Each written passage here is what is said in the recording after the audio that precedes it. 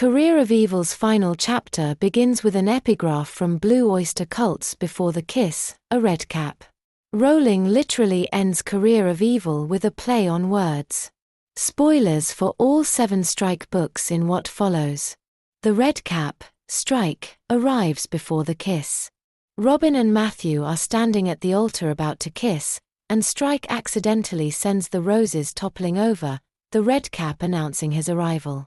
As Robin says "I do," she is looking directly at the redcap, that is Strike. A redcap is another name for SIB, a military police officer.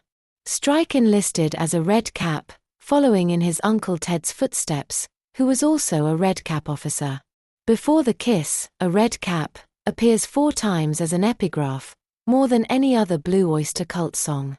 The only other song that is referenced more in Career of Evil is Mistress of the Salmon Salt. While Mistress has come to symbolize Leda and her fateful death, having the title tattooed on her pelvis, Before the Kiss a redcap could potentially symbolize her murderer. Taking a look at the lyrics of Redcap, the song begins with "Grab your rose and ringside seat." It is true, Robin and Matthew are about to exchange rings in a church filled with white roses. But also in chapter 31, Robin is handed a bouquet of 50 roses, she is no longer wearing her ring, and places them at her seat at the partner's desk. Moving further down the song we get the lyrics underneath it all, 4 and 40 redheads meet, come to doom till the dawn. Robin receives a bouquet of 50 red roses, or we could say 4 and 40 redheads in a bouquet. Robin doesn't even want to look at the small card that comes with the roses, as she views it as a pathetic attempt by Matthew to ask forgiveness, something he learned from his father. All women love roses, that's all it takes, a bunch of bloody flowers. Skipping a few verses down we get the following lyrics. One thrill and mundane here at last, expect the cross one more, lecherous invisible, beware the limping cat. Could someone be getting a thrill out of sending Robin roses? Throughout Career of Evil, Robin has been sent body parts, a leg, a toe. Are the roses now supposed to add to the disorientation?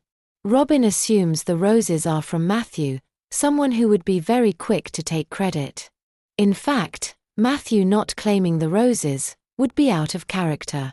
Is the sender someone lecherous and yet invisible to Robin? Is the lyric "Beware the limping cat" a reference to Lang, who pretends to be firefighter Ray Williams with a broken back, walking around limping? But Ray sends body parts, not roses, and wouldn't we hear about the roses in his POV? This is a problem. The person who sent these roses is invisible to the reader, and in disguise, a limping cat. But the next lyrics are absolutely critical. Whose black teeth grip between loose jaws, still ripe and fully bloomed, a rose that's not from anywhere, that you would know or I would care. Could black teeth and loose jaws refer to someone older in age? And then we get, still ripe and fully bloomed, a rose that's not from anywhere, that you would know or I would care.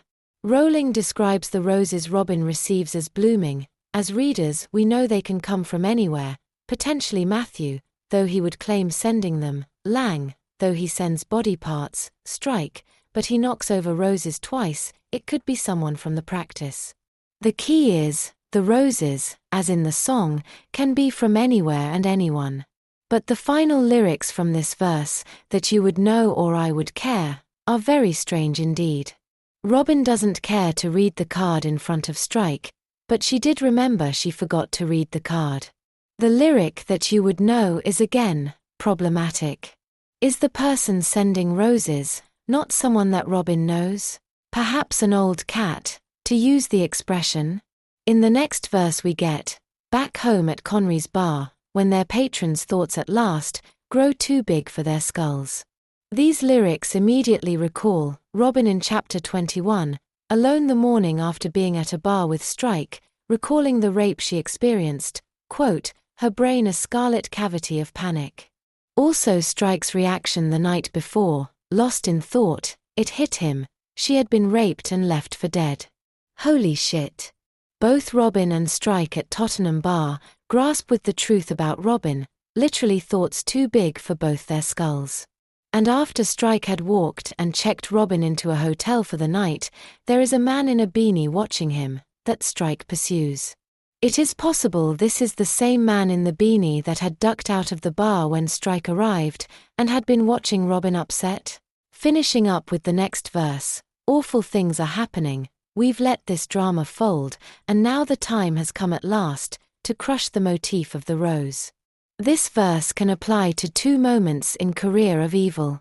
On the one hand, this verse works excellently with the climax of the book, in the chapters with Before the Kiss epigraphs. Strike had fired Robin, yet after catching Lang, the time had come to fold the drama with his partner, and he ends up crushing the white roses in the church, toppling them over before they kiss. Second, Strike knocks over roses that were on Robin's desk in chapter 31, once again crushing the motif of the rose. In a book where the series mystery of Leda Strike, with her tattoo of Mistress of the Salmon Salt, is launched, we have in the background a chorusing effect, with Before the Kiss, a redcap the song. And key moments in the book including the climax, that don its lyrics, and seem to sync up with redcap lyrics. What is going on here? When Strike knows who the Shacklewell Ripper is, he has the following thoughts: if he had not allowed himself to be taken in by the killer's misdirection, not been distracted by the competing sense of other deranged men, he castigated himself for not seeing what was right in front of him, the killer's brazen brilliance. There had been artistry in the way that he had used Strike's background against him. Could this artistry be Lang using Mistress of the Salmon Salt against him? Sending him lyrics like beautiful as a foot with a human toe. But who is using Before the Kiss, a redcap against Strike? Who is this limping, lecherous, old cat, from anywhere, that you would know or I would care? As Strike says, there's something weirder going on here, he's trying to put the wind up us. Thinking about stuff I haven't thought about for a long time. Those bloody lyrics, says Strike referring to his mother's favorite band Öyster Cult. Strike thinks his mother's killer is Whittaker, who said regarding Leda's death, she wanted to die. She was the quicklime girl. Rowling writes, quote, nobody else had understood the reference at the time, perhaps only Strike had heard the song so many times through his childhood and adolescence. Who else knew these lyrics other than Whittaker, or Lang through the newspaper? And now to the biggest problem of all. Strike and Robin's first kiss. We've been patiently waiting for the big kiss to arrive. In fact, in Career of Evil, Rowling only uses Before the Kiss as the song title for the chapters in the climax, but only in one of the 4 epigraphs includes redcap part. She puts emphasis on the kiss at the end of the book.